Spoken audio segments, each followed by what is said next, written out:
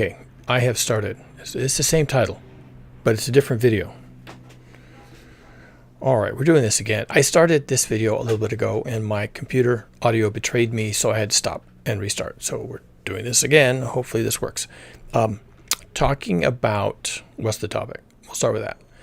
Insurance companies are done with us. All right, so I actually did a video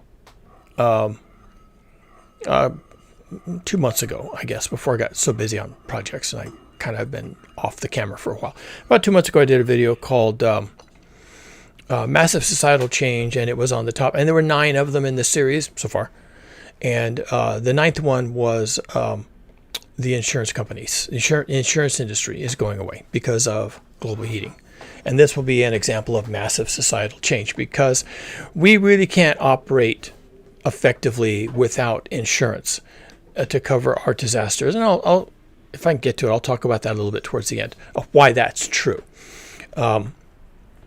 Yesterday, I did a video also linked in the description about what's coming for Jamaica. Hurricane Melissa, just to summarize, Hurricane Melissa, which is churning in the Caribbean, just recently was updated to a Category 5. It moved a little bit west of its prior position, and it has moved into the most dangerous position that's possible.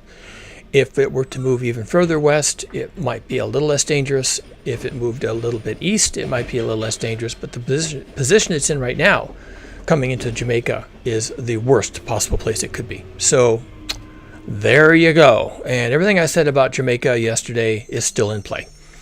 They're done. I don't know how to say it. I'm sorry. I apologize for any part I played in this shit show. But nevertheless, regardless of that, Jamaica's done. So that brings us to the current topic, the insurance industry. And the reason why I'm talking about that is because now I have to change tabs. Where is there we go. And actually, what I can really do is I can switch over to a screen share. Here we go. Now you can find this at Bloomberg. Why are they doing this? Don't allow. You can find this at Bloomberg. Not that image. That's not Bloomberg. Where is my... Here we go. Here's Bloomberg. So you can find this. I got this as a newsletter in my email. You can find this at Bloomberg. The link to this story is in the description. It's their daily. It's their Green Daily. And it happened to hit the topic. I've been sitting on this for a while, but I just wasn't ready to talk about it. So we can do that today. All right. So I'm going to read this quickly and make comments as I often do. It's not real long. There's some ads in here, and then there's at the end there's some bullet points, and then they go into more from Green, where they talk a little bit about what the EU is doing. It's almost like it's not related, but it is. So I will mention that also. Remember, all of this right now today is in the context of Hurricane Melissa, which is coming to basically level the island nation of Jamaica. So this is germane to that event. It's also germane to our survival, which is why the original thing I did on the insurance industry was under the topic of massive societal change. So we are headed for massive societal change. Global heating is going to change where we can raise food, how we process and transport food, how we process and transport anything, any goods, any manufactured anything, toilet paper, any of it.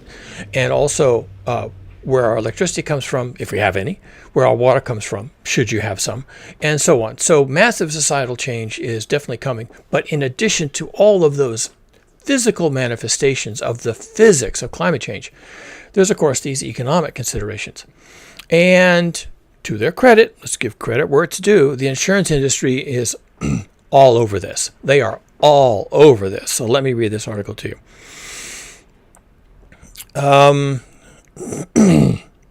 Reinsurers place their climate bets. This is all written by Leslie Kaufman with another co-author. In Monaco this week, the world's top reinsurers are gathering for their biggest annual conference called Rendez-vous de Septembre. I don't speak French.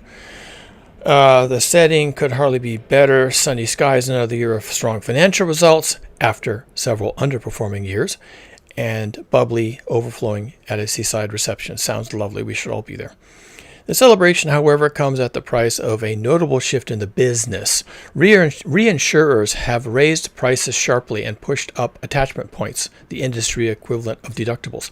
Reinsurance, just to briefly break out of this, reinsurance is what your insurance company buys. Your insurance company is a business, like if they were a retailer, right? Your retailer has insurance. They're selling groceries, they're selling tires, whatever. And they're insured against losses. So if there's a tornado or a hurricane or a fire or even vandalism, they can recoup their losses because they have an insurance policy. Well, the insurance companies are also businesses. They don't want to be wiped out by losses, which we call claims, right? They don't want to be wiped out by losses. So they buy insurance. And these companies that sell insurance to insurance companies are called reinsurers. And there's, I think it says here there's about 19 of them? Yeah, there's 19 reinsurance companies covering the globe. Reinsurers have raised prices sharply and pushed up attachment points, the industry's equivalent of deductibles. Over the last decade, the top 9 global reinsurers have more than halved their exposure to insurance catastrophe losses. So they have reduced their exposure to payouts. So they are insuring less. They are providing less coverage to insurance companies by cutting in half their exposure to catastrophic risks. Why are they doing that? Because catastrophic risks are increasing. And I would say, based on what they have done, catastrophic risks and the payouts thereof are doubling. So they've reduced their exposure by half. You see how that works? So this is business. This is not climate scientists. This is not the hoax. This is not woke. This is not doomerism. This is not scaremongering. This is the insurance industry. This is their shit. This is their wheelhouse. They know exactly what they're doing. They're making money. And where they're losing money on payouts due to catastrophes, they're dropping policies or raising premiums or both. They know what the hell they're doing. You don't have to listen to me. Follow the money. Follow the money.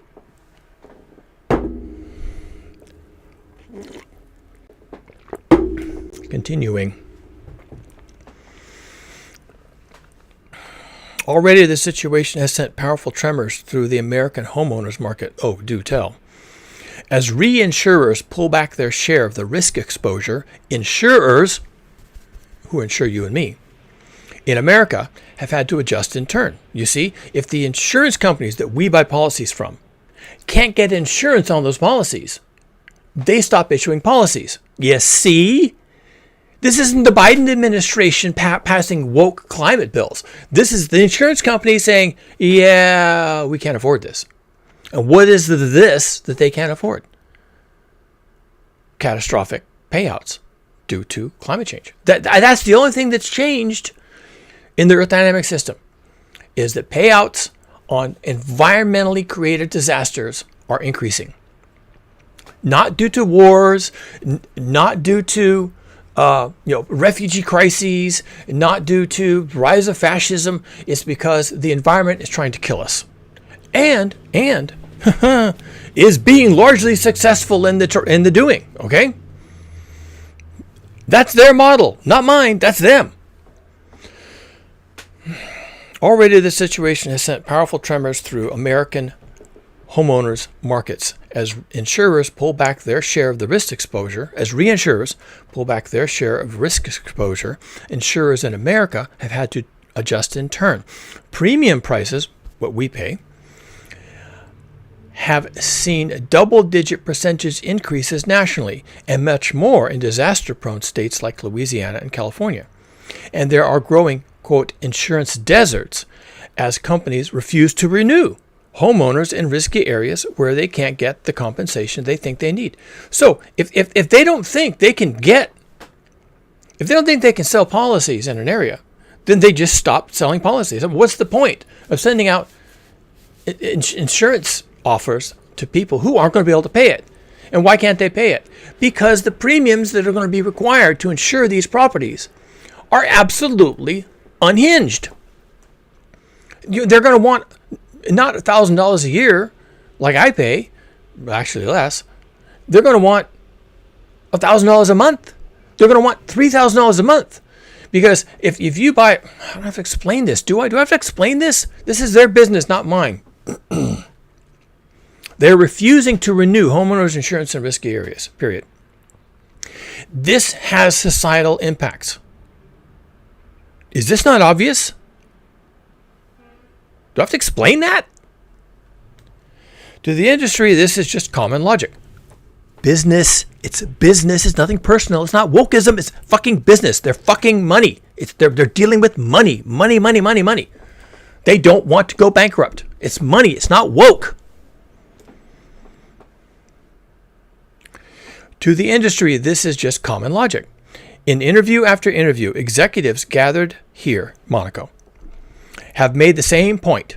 They are on message, people. Americans keep building in risky areas. As home values in these locations rise, try buying a home in California, so will insurance rates. You want insurance on your $2.5 million mansion? Get ready to pay out the wazoo. After all, it's the industry's job to signal risk, not subsidize it. They are not a charity. The insurance industry and the companies, they're not charities. They're businesses. They not only have to break even, they have to make money. They have shareholders who expect a dividend.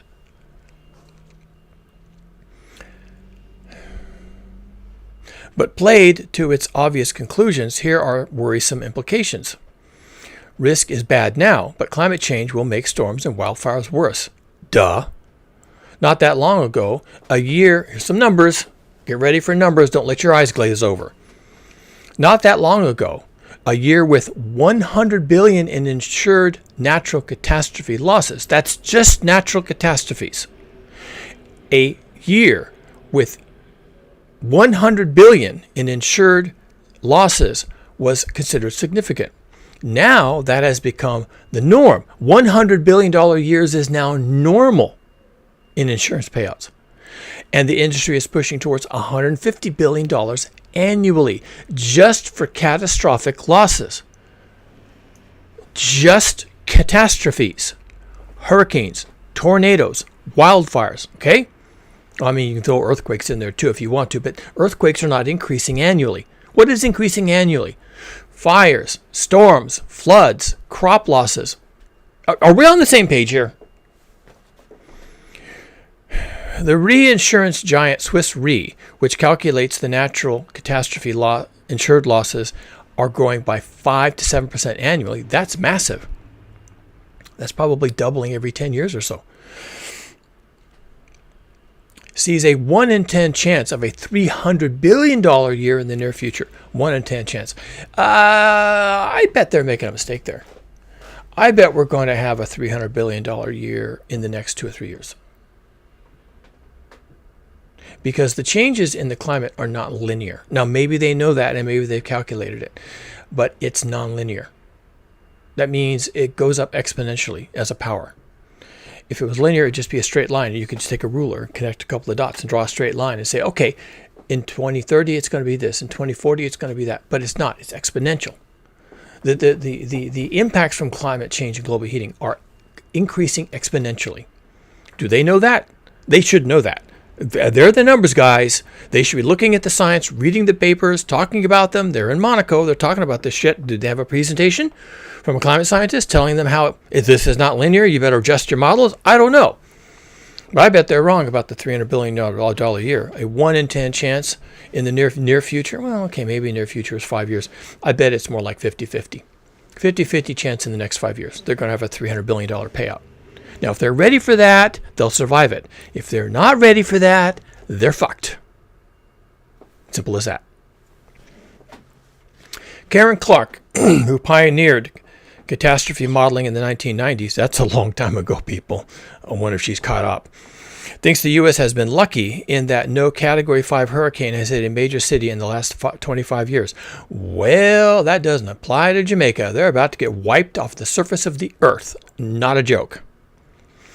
Even Katrina had weakened to a Category 3 before it made landfall. Hurricane Katrina is kind of the benchmark, but there have been some others that have made major damages, including Superstorm Sandy, which wasn't even a hurricane, technically.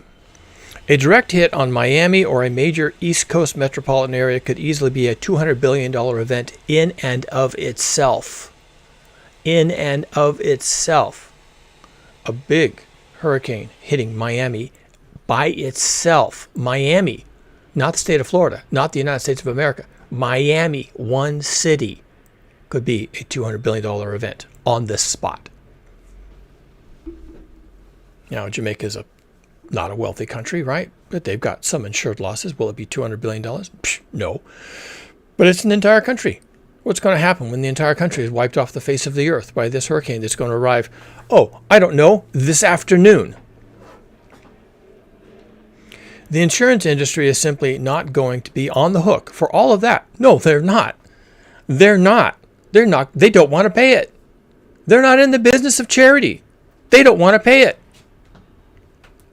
Instead, they want a lot more risk mitigation from society, tougher building codes, bans against building in flood areas and in areas at the edge of fire-prone forests. That's massive societal change. That is massive societal change. Do you think we're going to get it? Well, the insurance companies have a lot of influence. And all they have to say is, if you want to build in these areas, you want to have your coastal seaside mansion in Miami, and you want to have your casino right on the beach in Miami, and you want to have your bungalow McMansion up in the piney woods, up above the wineries in Napa, and you want all these things, and you want all this beautiful stuff, and you think you're rich and you can afford it. Can you afford the insurance? Because we're going to charge you up the wazoo because you just did the stupid thing, and you're a stupid person. And we're not going to insure you unless you pay. And what do we want? We want $10,000 a month. We want $50,000 a month for insurance because your $2.5 million mansion is guaranteed to burn down. It's just guaranteed to burn down. They know that. It's not because it's woke. It's not because it's a fraud or a hoax or they're gouging their own clients. The insurance industry is about to price themselves out of existence. They're not going to be in business anymore. But they refuse to take losses. And they're going to have to take losses because none of this shit's going away. And it's only going to get worse. And they know that. Well, they think they know that. Do they know that it's exponentially worse? Or do they still think it's a linear model? Well, I think they're getting worried. That's what I'm reading between the lines. They're getting worried. As Urch Beshi, my best try on that, Chief Executive Property and Casualty Reinsurance at Swiss Re, again a reinsurer, put it this week in an interview: we are starting to reach the limits of traditional insurance. Limits. There you go. They're done. They're done. Because what comes after traditional insurance? Something untraditional, something magical, something special? I don't know. But everything you thought you knew is done as far as they're concerned. Good luck out there. I don't know what they're going to do. They may not do anything. Untraditional insurance might be state-sponsored. Your nation has to insure you if they want to. Your state or your country has to insure you if they want to. And will they? And what happens when there's one of these $200 billion events? What happens when a hurricane hits Miami and Florida has been supplying insurance coverage for the metropolitan area of Miami, and they get a $200 billion hit? What are they going to do? Go to the United States of America? They're going to go to Donald Trump and beg for $200 billion to cover their losses? Because that's what we're talking about. That's what we're talking about. This is a big deal, people. This is a big deal. Unfortunately, the U.S. at least is going the opposite way. The Trump administration has stopped the payouts of $1 billion in funds targeted at just the type of climate mitigation the industry says it needs to bring down prices, such as levees and stormwater runoff channels. Okay, I'm going to say something that's unpopular here. Yeah, they don't have to spend that money. That's not going to save these people. Levees? They had levees in New Orleans when Katrina hit. Didn't do fuck all. Stormwater runoff channels? Stormwater runoff channels? How about gigantic pumps to pump the water? 120 miles out to sea. Is that what you're ready to do? You're going to take a channel and you think the stormwater is going to run off? Well, not if you get 50 fucking inches of rain. Your stormwater isn't going to run off. Where's it going to run off to? The sea, which is what? 100 50 miles away, you need pumps, you need pipelines, or you're basically going to drown. So that $1 billion doesn't do anything. I sure spend it if you want to, but it's just to make you feel better. And so the government can say, see, we did something. And whatever. It's not going to save these people. It's not going to save Jamaica if they had better storm drains. Give me a fucking break, people. Yeah, do some, spend the money, whatever. You're still going to lose your insurance.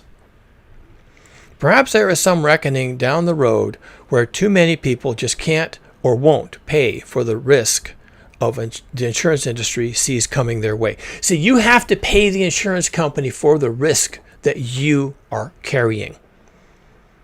They look at you, and if you built your $3 million mansion up on a hillside in a forest, then they're seeing that your risks are a landslide, mudslide of some kind that brings your house down the mountain, fires, because you're surrounded by trees in California, at least here in California, our forests tend to catch fire. And they might even weigh in things like not your house, but how about if all your roads get knocked out and then you can't even live there anymore. And your county or your city is too poor because of a disaster to replace your roads. And so now you have to abandon your home. Maybe you even carried out in a helicopter, right? Because you're up on this mountaintop and there's no roads. So you're carried out in a helicopter if you don't hike out. And then you're in a hotel room and the insurance company is going to have to pay for your hotel room because that's in the policy.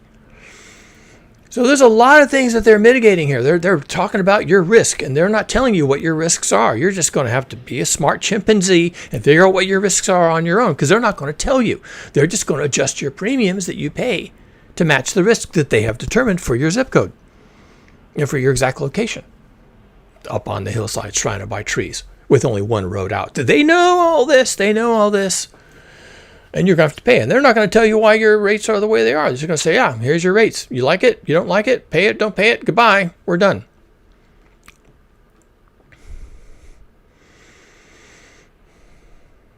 Perhaps there is some reckoning down the road where too many people just can't or won't pay for the risk the insurance industry sees coming their way. But the RVS executives say on background, meaning anonymously, that for now, they can flourish with a smaller market that pays more. There you go.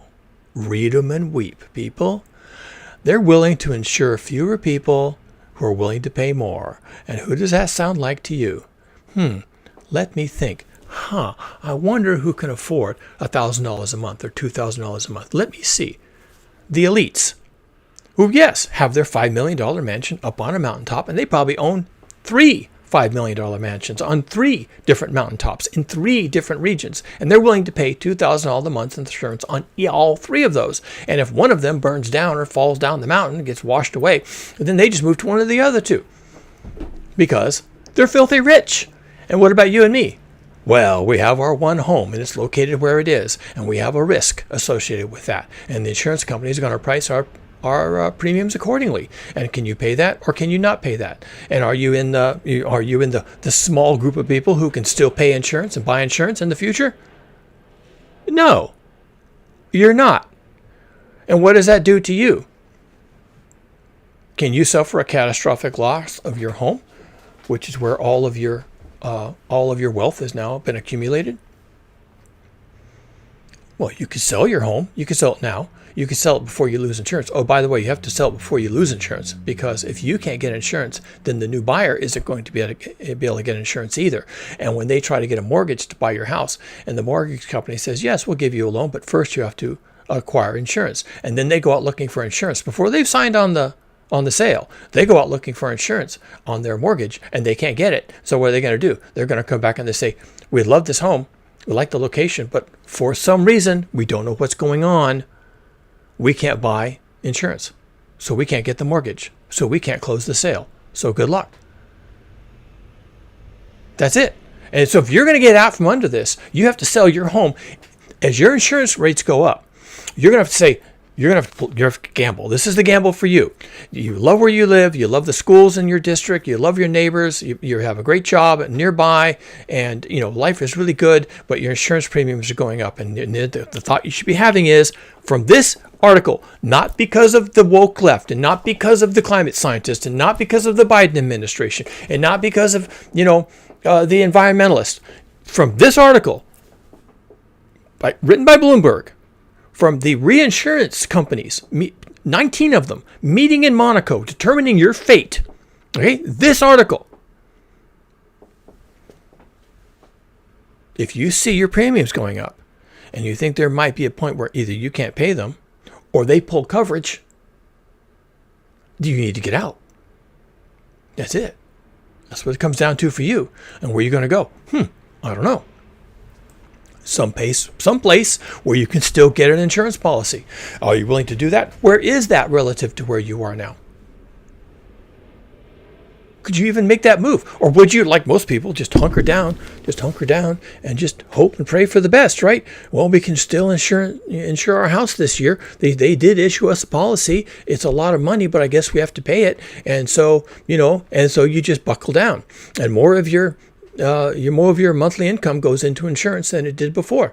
And at some point, they keep raising the rates, and every year there's more. And then at some point, they just don't insure you anymore because they know you can't afford it. They know you can't afford it. They just stop issuing policies in your area, in your zip code, in your region, in your county, in your state. They leave the state. They just stop issuing policies. And then if you want to sell your house, then you can't. Because whoever's going to buy your house has to either pay cash and not have a mortgage, so they're coming in with a suitcase full of money, or they have to scramble around and try to find insurance. Will they be able to do that? I don't know.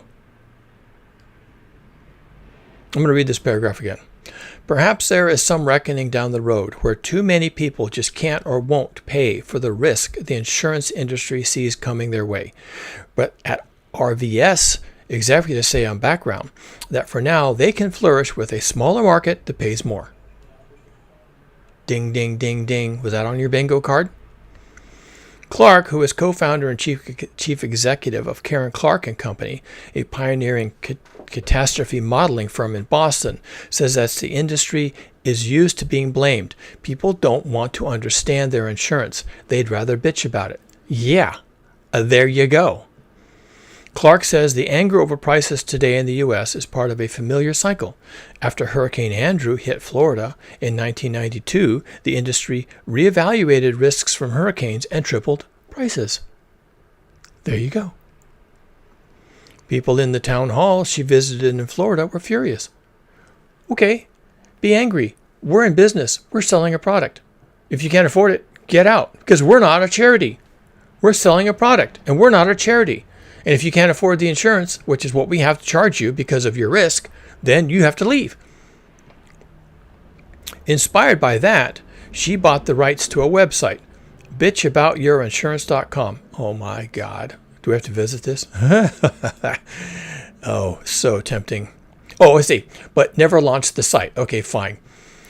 Maybe the opportunity is now ripe. Okay, let's bitch about your insurance. Let's see where this actually goes. Open in a new window. Site can't be reached. Okay. It's going to be tempting to come back and really evaluate that.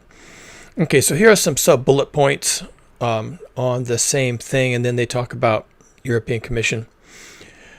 Chips are off the table. This is 10% is the percentage of total insured catastrophe losses that were covered by the insurance industry last year, 10%. So they covered 10% of catastrophic losses. The industry. The whole industry, not one company. The entire industry was willing to cover. Let's put it this way. They were able and willing to cover 10% of catastrophic losses, compared with 25% of losses in 2019, and well below the historical average of 20%. So historically, the insurance companies have been on the hook for 20% of catastrophic losses. And in 2019, they were actually on the hook for 25%. They want out. They are getting out. Now they're on the table for 10% of catastrophic losses. And catastrophic losses, that translates into global heating. floods, tornadoes, hurricanes. They don't want. This is the third rail. This is going to get them electrocuted. They don't want to touch this. They're only on the hook for 10%. And pretty soon it's going to be 0% or 1%. And the 1% of catastrophic losses they're willing to cover will, of course, be the elites. They'll cover those people because they're going to charge them up the wazoo for premiums. $12,000 a month. And the elites will pay it because for them it's all a tax deduction and everything else, right? They don't care. $12,000 a month for insurance. Oh, well, I guess I can't buy my third Lamborghini this year. So they'll just do without their third Lamborghini, and they'll pay the $12,000 a month and, cross their fingers that there's no losses. But if there's losses, they're insured. So they kind of don't care. Changing the stakes. I don't expect the pendulum to swing back anytime soon. Simon Ashworth, Chief Analytical Officer for Insurance Ratings at S&P. So the Chief Analytical Officer, not me, not my wife, not some woke climate scientist, the Chief Analytical Officer for Insurance Ratings at S&P, okay, says, I don't expect this pendulum to swing back anytime soon. That's a nice way to put it, isn't it? When I'm on here on these videos all the time saying climate change is forever, so he's saying he's a little more circumspect. He's a little more diplomatic. I don't expect the pendulum to swing back anytime soon. Like maybe 100,000 years. It is about the right time frame. Also on our radar, and I just wanted to mention this real quickly because it's kind of funny.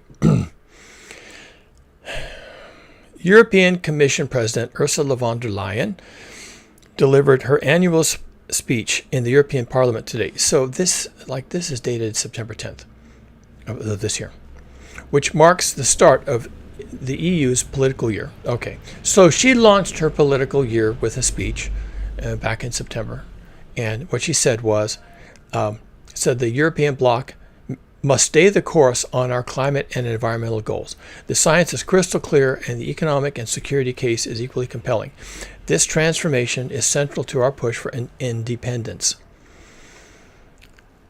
And then, next paragraph, critics said the rhetoric, her speech, was at odds with her administration's moves to cut regulation on a number of green-related issues, including environmental protections, and with civil society organizations say will lead to more pollution and weaker emissions targets.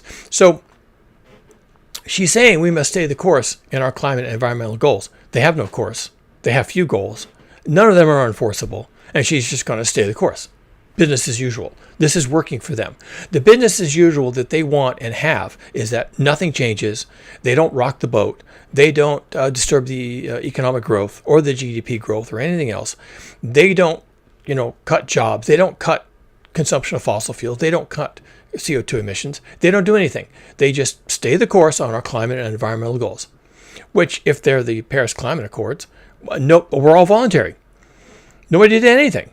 And in every year since the climate goals were signed in 2015, every year since, fossil fuel consumption has increased and carbon emissions have increased every year, practically. For a couple of years, maybe it was flat, like during COVID. But for the most part, it increased every year. And now we are at record levels of fossil fuel consumption. And we are at record levels of CO2 emissions.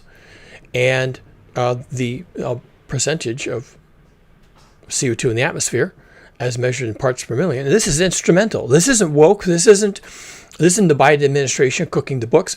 This is measured. This is instrumental. It's measured in the lab. It's 430 parts per million. And going up every year.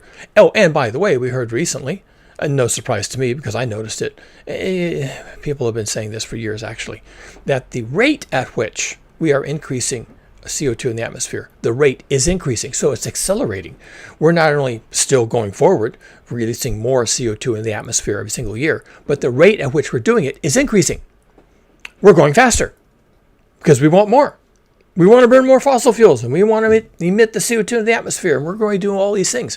And that's why we're having all the problems we're having. And that's why all the problems we're having have come sooner than people thought they would. And Jamaica, here in 2025, October 27th, between now and October 29th, the island nation of Jamaica is going to be wiped off the map. That wasn't on anybody's bingo card. That was never a prediction. And I don't mean just for Jamaica. I mean for any nation, any island nation. That was not a prediction for any island nation anywhere in the world for any time in the near future, meaning the next 50 years. There was no prediction ever. I've never heard anyone ever utter. Okay, apart from the South Pacific islands like Tuvalu, which are barely above sea level, that they thought that too much sea level rise, which can be caused by the water just getting warm, but add to that any ice melt, right, would make these low-lying island nations like Tuvalu. So there are 30,000 people in the entire nation, right? So there's been some knowledge that these people are essentially doomed. They have to get off the islands, and the people in Tuvalu they're moving to Australia, and the Australians are welcoming them and giving them dual citizenship and a bunch of other things. So they're bailing out. But like I said, these are low-lying, these are coral atolls. Jamaica is a mountainous island. It's a seamount. It's a mountain that sticks out of the water. Deep water, by the way. It's a mountain that sticks out of the water. And it is still a mountain above the water. It's a mountainous country. The risks of Jamaica being, going under the water due to sea level rise anytime in the next 50 years is pretty minimal, by most measures. But they're about to go into water today, this afternoon. They're about to go into water from storm surge, 15-foot storm surge. Not 1 centimeter of sea level rise next year or over the next decade, but a 15-foot tidal wave essentially coming ashore ahead of Hurricane Melissa, which is now a Category 5. So Jamaica is about to be wiped off the surface of the map in one event. And are they insured? Probably not. Do they have insurable assets on the island? Well, they have a capital city, probably, right? The city hall, the Capitol building, the parliament, whatever they have going on. They have ports where goods are imported and, what do they call them? Cruise ships dock, and there's hotels, right? Casinos maybe at these places where the cruise ships dock. And so there's some infrastructure in Kingston, and it's all going away. And there you go. Say goodbye. It's done. They're done. Are they insured? Probably. Are they going to get payouts? Yeah. Is this going to make the insurance industry nervous about reinsuring Jamaica? Oh, sure. Will they drop policies in Jamaica? Of course. And then what about Puerto Rico and Cuba and all the other places that are now vulnerable to these events? Are they going to drop them? Of course. And not because of wokeism and nervous climate scientists and the Biden administration and hippie dippies. They're dropping these policies because they can't afford the payouts because of global heating. Nothing else. That's it. That's the only thing that's changed is global heating. Is this not obvious? This should be obvious. They're telling you. They're telling you right here. And the European Commission says, oh, yeah, we're doing pretty good. Let's just keep doing what we're doing.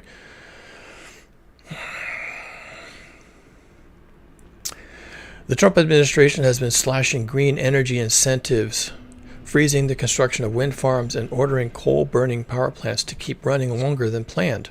And yet, more American homes and businesses are getting their power from renewable sources than ever before, and in greater amounts. So there is so much disinformation here, and this is a big problem. So for one thing, the Trump administration, Donald Trump does not like wind farms. Simple as that. He didn't even know wind farms existed. He's a dummy. He didn't know, well, most elites probably didn't know this, that wind farms existed until he had a golf course in Scotland. And the Scottish administration, the people of Scotland, through their government, wanted a wind farm off the coast because it's really windy up there in Scotland, and they wanted the free energy, relatively free. They wanted the green energy, put it that way. Not that it's that green, but that's another topic. So they wanted a wind farm, and Donald Trump said, you can't build a wind farm. And Scotland said, oh, fuck you. You and Jeffrey Epstein. And so they built it anyway. And now Donald Trump hates wind farms. This is like a personal thing with him. He's on a vendetta. And so anytime there's a wind farm that he can defund, he does it.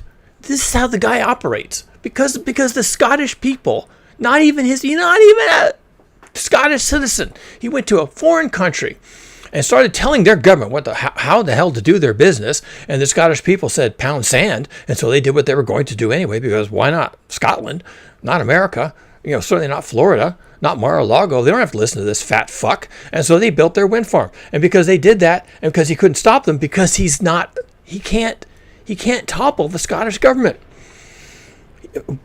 Well, now he's president, I guess he could invade Scotland, right? He could invade Scotland, he could nuke Scotland and take them out of the picture and then tear down the wind farm, and I guess he could do that. But then who's going to golf at his stupid golfing resort if he invades Scotland? It doesn't work, okay? It just doesn't work. He'd like to do it, but it doesn't work.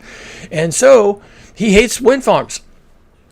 And that's why he's slashing construction and funding for wind farms and ordering coal-fired power plants to keep burning longer. There go your Paris climate goals, okay? Forget that business.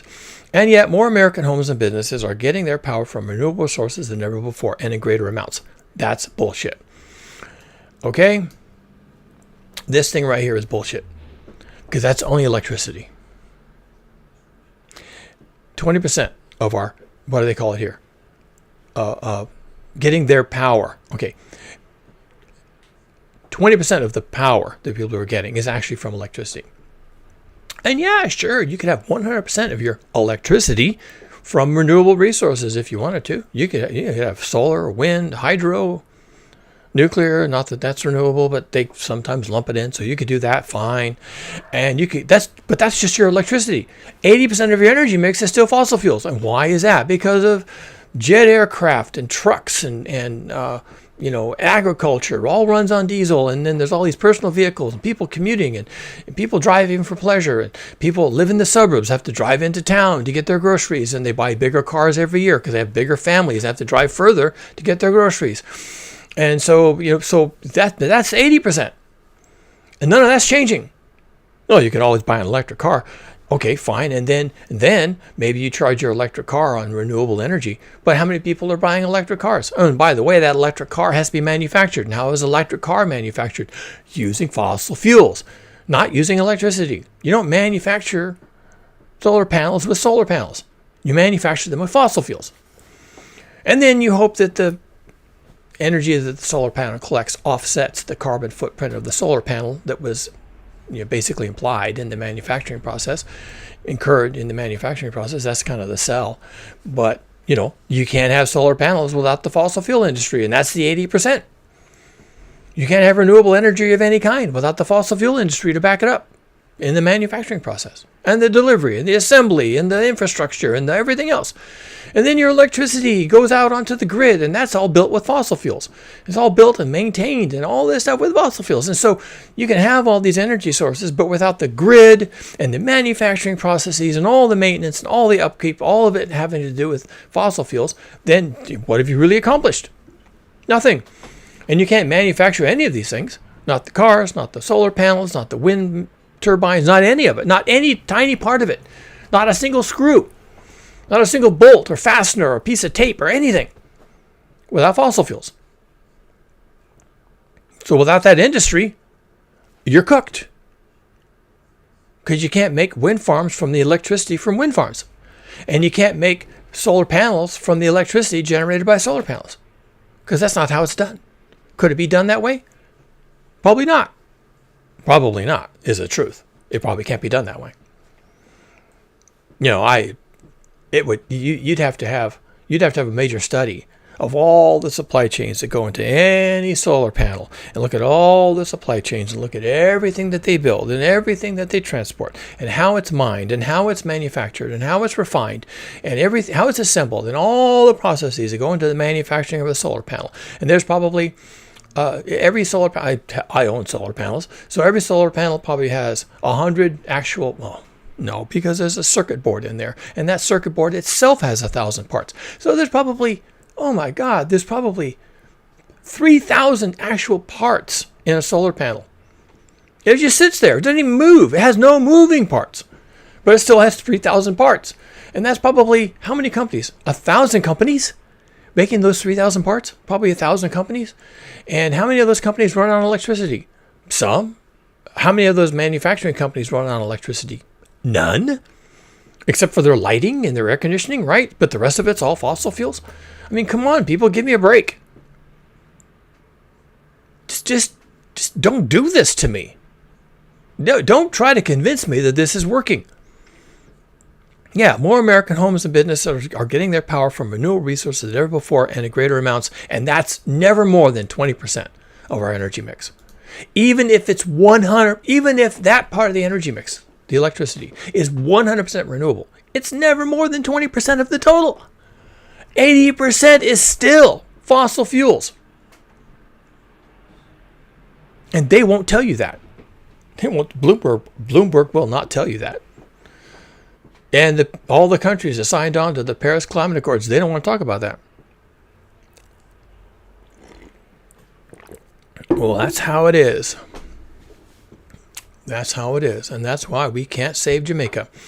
And by the end of today, they're going to get hit with a Category 5 hurricane. And by this time tomorrow, well, they'll know about half of their losses. And by 48 hours from right now, they'll maybe know the rest. And maybe they'll be able to start over. I doubt it. And are they insured? I doubt it. And if they are, then after this, they won't be. And how can they do anything? How can they do so much as rebuild a school without insurance? How can they do anything? And why would they if they had to pick up the losses themselves personally with a bake sale? With a bake sale. Because they couldn't get insurance. And when you don't have insurance, then you have to pay your own way. Welcome to the new reality, people. I said yesterday, Jamaica gets to go first. It's coming for all of us. It's coming for all of us. It's coming for me, and it's coming for you. And what the fuck are you going to do when it's your turn? Read my book. Segue time. Read my book. It was 100 Days. Available at Amazon and competitively priced. I'm not in it for the money. I want you to get the book. I want you to read it. It's available as an ebook, a paperback, and a hardback. I'm quite pleased with it. Oh, I have a copy of it right here. Sorry about that. Can I do this? There you go. There. It was 100 Days, An End of Civilization by me. Someone took one look at that cover. I said, oh, this is too depressing. I'm not going to read this. Fucking loser. What a pussy. You can't even get past the cover? You think that's going to save you? You think that saying, oh, this is scary, I can't face physics, you think that's going to save you from physics? Ha! Pussy. What a loser. Read the fucking book, motherfucker. Grow a pair. Get a spine. Toughen up, buttercup. Read the fucking book. Read it. Oh, yeah, it's bleak. You bet it's bleak. Wasn't this video bleak? Do you think I'm doing something else in the book? Do you think the book is any better than this? It's 100 days of everything going wrong. And many things going right. I happen to think it's pretty optimistic. But the cover of the book, oh, yeah. That's just where it starts, people. That's the cover of the book. This is about a paragraph of day zero. Like, this is just the run-up. The cover of the book is one paragraph of how we got off of fossil fuels. Yeah, we did it the hard way. And then it was just downhill from there. Because that's how it is. And Jamaica is about to find out. And all the rest of us are going to find out when it's our turn. And that day is coming. For every single one of us, everybody watching this video, because the elites don't watch my videos. Oh, fuck no. So all the rest of us, all of us hoi polloi, all of us people that are trying to figure out which way we're supposed to jump, those people, you and me and everybody else, yeah, this is coming for us. It's a coming. Not my fault. I'm just here telling you how the cow ate the cabbage. Good luck, folks. I'm going to stop. I've got things to do. I did want to do another video. I can't remember the topic, but it seemed important, so I probably will be back. Oh, yeah, someone asked a question in one of the comments of one of my other videos, and I'll just mention it. Trailer, right? Spoilers. Preview of coming attractions, whatever you want to call it. The question was something, I'm paraphrasing here. The question was something like, since there are a lot of indigenous uncontacted tribes, indigenous peoples, and tribal peoples who live village life, which is what like the book is about. 100 Days is how to recreate a village, because you must, or you're going to die. Since there are peoples who never really abandoned village life, and might even be Stone Age peoples, right? Or nearly so. I'm not being pejorative here. I'm just saying there are people who just never adopted the Industrial Revolution, right? Never got into fossil fuels, still have their herds, still have their pastures, right? Still have their indigenous ways, all their folk medicines, and so they'll be okay, right? And that was kind of the question. So those people will be fine.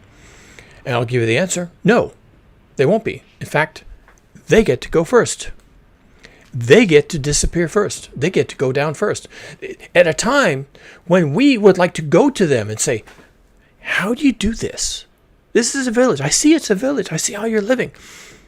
So I'm an anthropologist. I'm going to study this. And we're going to write a book, and we're going to take this back to the industrialized world. And we're all going to study how you do this. Okay, when about the time that somebody says, we better get some examples of village life real quick before we all have to do that. About the time that light bulb goes off and someone says, hey, let's study some villages here, because according to this cougar guy, we're all going to have to be in villages, and we don't know how to do that shit. Well, we forgot that 800 years ago. So, wow, we better do some studies and get some data, write some books. And about the time that light goes off in someone's head, those people are going to be gone.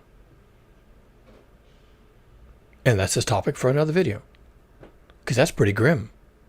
That even the people who are already in villages get to die first. And there's a very specific reason why that is. And there's a very specific reason why I can predict that with certainty. They get to go first. They get to become extincted first. And that's a topic for another video. I think I even discuss it. There's a chapter in this book on near-term human extinction, which I don't think is really a thing, but I have to discuss it in the book because you have to discuss it. And a lot of people think near-term human extinction is like a big deal. I don't think it is. But I do mention in there that the very people that you would like to confer with as domain experts on how to do village life, they die first. And it's in the book. But I will make a video. I might even read that chapter from the book. I think I have. No, I did not read that chapter from the book on YouTube. I might have, but I'll do it again. I'll do it again, and we'll discuss it in light of what's happening in Jamaica. And by the time it happens, it'll be more germane to that discussion. Again, my problem with this book is that the book is, while it is speculative fiction, it is rapidly becoming fact. And that's the risk of writing speculative fiction. When everything in your book that was fictional at one time and interesting to read and dramatic and whatever, when it all becomes fact, nobody's interested in reading your book. Because now your book's a documentary. But no one wants to read a documentary about the end of the world. A documentary, okay, about the end of the world, because they're living it. And they're trying to escape the end of the world. They're not going to read your stupid book about the end of the world that turned out to be not fiction at all. They're not interested in your stupid book that's now a documentary, because they're living it in their daily lives. And 20 years from now, if people are still writing books and documentaries, they can write a documentary on how the world came to an end. And maybe they'll reference my book. It was 100 Days, and they'll say, well, this guy had it figured out. He must feel like a loser now because his speculative fiction became fact and you couldn't sell any more books. Not that I've sold any books, by the way, but you should buy the book. Link in the description. Anyway, I got things to do. I haven't even had breakfast, but I have had my cup of coffee. There's a link in the description to buy me a cup of coffee. You should do that too. Reasons. All right. Oh, and as usual, especially if you're in Jamaica, and you're listening to this, my advice is still the same. Don't die.